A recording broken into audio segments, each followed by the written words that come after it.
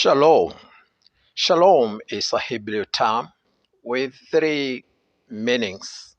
One, it can mean greetings. Hi. Also, it can mean peace. May peace be with you. Shalom. And also, it means goodbye. Shalom. And therefore, it's good to know, for you can hear it be used in those three scenarios. Today, I welcome you in the breath with I, Moride Francis, whereby we are continuing familiarizing ourselves with the scriptures. And today, we've got 8 points, 8 facts about the Bible and its content. And therefore, let's walk together. And by the end of this session, men, you will say truly, I have learned something of the year. Thank you and welcome. Point number 1 is that the longest verse in the Bible is Revelation 20 and verse 4. I know you are a little taken aback by that, particularly for those who knew very well that Esther 8 and verse 9 is the longest. But don't worry, for you are also right. It only depends on where you are counting from. For if it's from English translation, Esther 8 verse 9 reads from 70 to 91, while in Hebrew there are 43 ones. Revelation 20 verse 4 has about 75 ones in English translation and 58 ones in its original written language of Koine Greek, thus making it the longest from the original written language perspective. Fact number 2. The shortest chapter in the Bible is Psalms 117. It contains only 2 verses. Now, for you to remember it easily, notice that there is only one psalm in between the longest and the shortest. Last time we checked Psalms 119, the longest. You jump only Psalms 118, then you get to the shortest. That's how easy it is to remember. Fact number 3.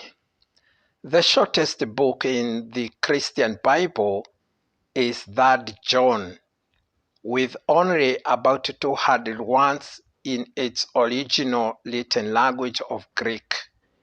Obadiah is the shortest in Jewish Bible or the Old Testament, with only 21 verses in a single chapter. Point number 4. The shortest verse in the Bible is John 11:35.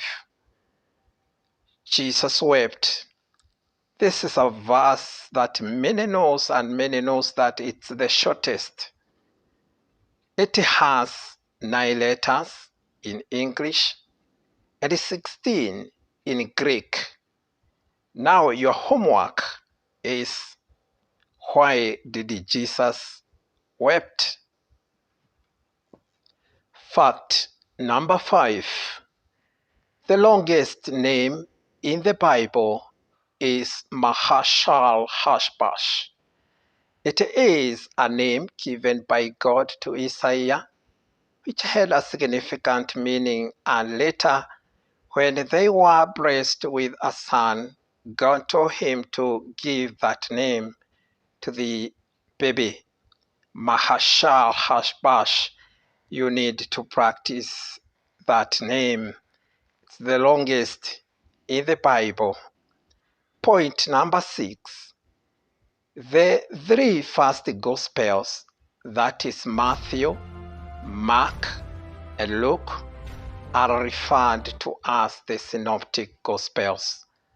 For the word synonym, or from the word synonym, same, because they include many of the same stories, often in a similar sequence and in similar or sometimes identical wording.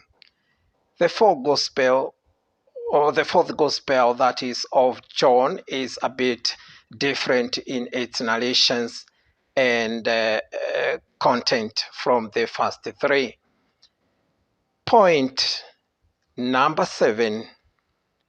All the authors of the Bible were Jews apart from one, and that is Dr. Luke. Though there is no direct mention of him to be a Gentile, comments like that on Colossians 4:10-11 made commentators to conclude that Luke was a Gentile. And now we come to our last point, our last fact about the Bible, and that is point number 8. Though the Bible was authored by chosen men, inspired and as directed by the Holy Spirit of God, the author's personality, environment, season, and prevailing issues, and even their stages in life, greatly influenced their writings. For instance, it's quite evident that the following books were authored by King Solomon at different stages of his life.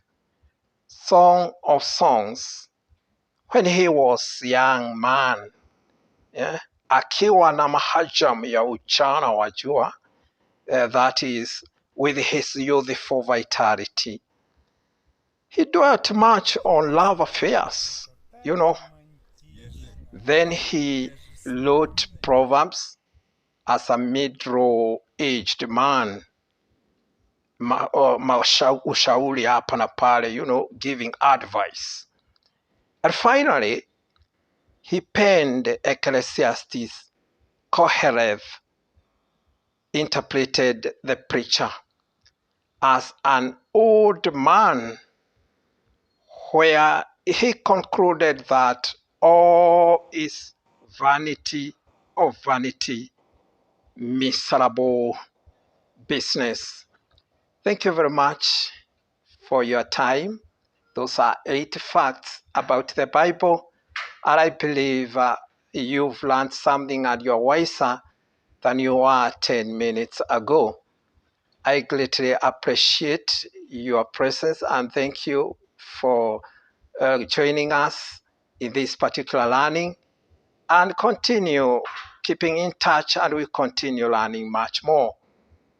I leave you with another terminology of Hebrew, which is to say goodbye in Hebrew, that is Lehitraot Bapa Maba.